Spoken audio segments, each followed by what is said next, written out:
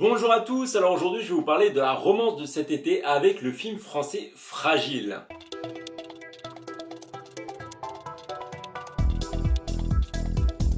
Et c'est la première réalisation de Emma Benestan qui auparavant avait fait plusieurs courts-métrages. Alors dans Fragile on va retrouver Az qui est un jeune travaillant chez un ostréiculteur à Sète et il décide un jour de demander sa petite amie Jess en mariage. Pour cela, il va cacher une bague dans une huître, mais malheureusement pour lui, elle ne va pas dire oui.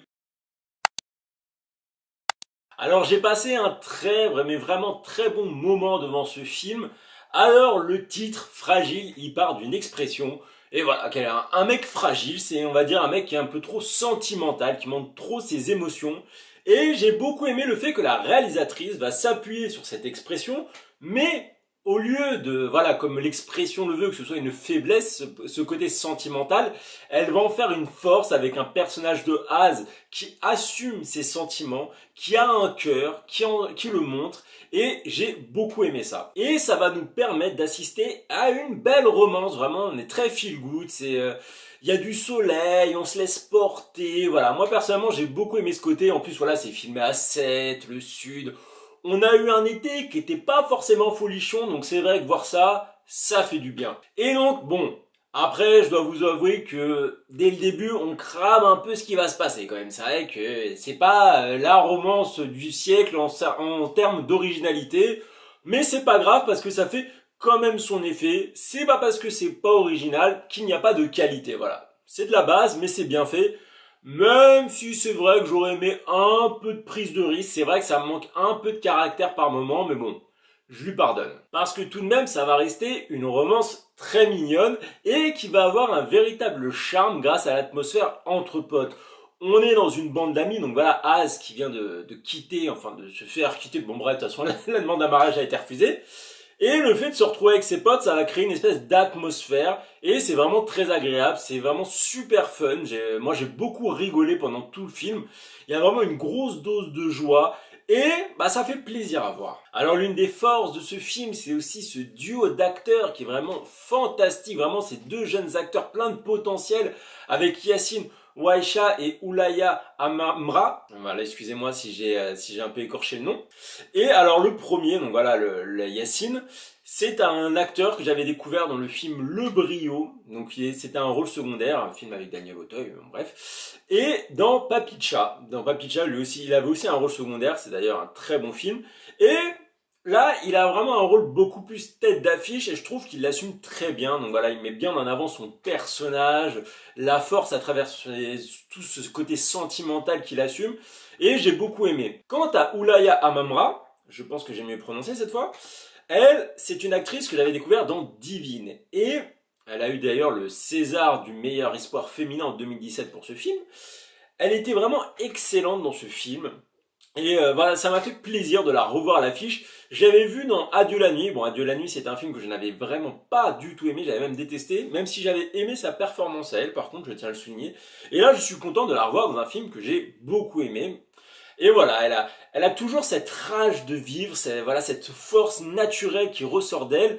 Et elle donne vraiment beaucoup de force à son personnage, du caractère.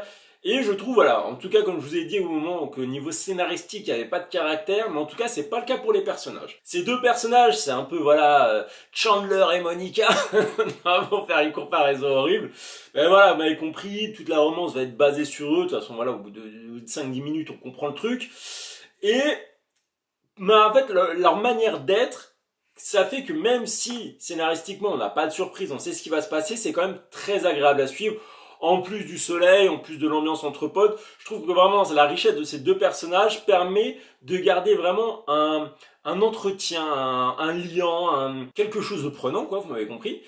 Non, mais ce n'est pas un mais négatif. Attention, ce n'est pas un mais négatif, c'est vraiment un mais positif. C'est le mais, il ne faut pas oublier le casting secondaire qui lui aussi est très bon. Alors, Yacine et Oulaya, ça va plus être dans la partie un peu, voilà, romance, on va suivre leurs ébats, entre guillemets. on va se prendre, en plus il y a ce jeu de danse, voilà, Oulaya c'est une danseuse dans ce film, elle danse très bien d'ailleurs, et elle va entraîner Yacine là-dedans, on va avoir des chorégraphies, même cette partie, c'est un petit bonus que moi personnellement j'ai adoré, et voilà, mais en dehors d'eux, eh ben, ce qui m'a fait beaucoup rigoler, comme je vous ai dit, c'est l'ambiance entre potes, et l'ambiance entre potes, va avoir un acteur en particulier dans cette bande de potes qui m'a fait mourir de rire, c'est Raphaël Quénard, voilà, un acteur que je ne connaissais pas auparavant. Et bah, j'ai adoré, il a des expressions, vraiment, c'est sorti un peu de nulle part, j'adore ça, c'est voilà, l'élégant du quartier, j'adore. Et il y a aussi le comique Guillermo Guiz, donc lui c'est sa première fois qu'il passe au cinéma, il fait une chronique, c'est dans France Inter je crois, oui, possible, ou je crois que c'est France Inter. Bon, en tout cas, c'est un comique, voilà, il a déjà fait plusieurs émissions télé, il a fait des spectacles, etc. Là, il se lance dans le cinéma, rôle secondaire, mais on s'en rappelle. Il a un personnage qui est vraiment à mourir de rire. J'ai beaucoup aimé. Après, je veux pas aussi oublier le personnage de Tiffen Davio, qui va là faire un peu le love interest de Yacine. C'est la compagne qui refuse sa demande en mariage et qui va être un peu le moteur. Donc voilà, tout ça fait que je trouve qu'on a un film qui est vraiment complet. On a un film qui est frais, malgré le fait voilà qu'il soit basique, comme je vous ai dit. Mais basique ne veut pas dire mauvais quand c'est extrêmement bien fait, et ici c'est le cas. Et voilà, du soleil, du rire, de l'amour. Que demander de plus? C'est la romance de cet été qui arrive fin août. Il n'est jamais trop tard. Sur ce, je vous dis à une prochaine critique. Allez, ciao!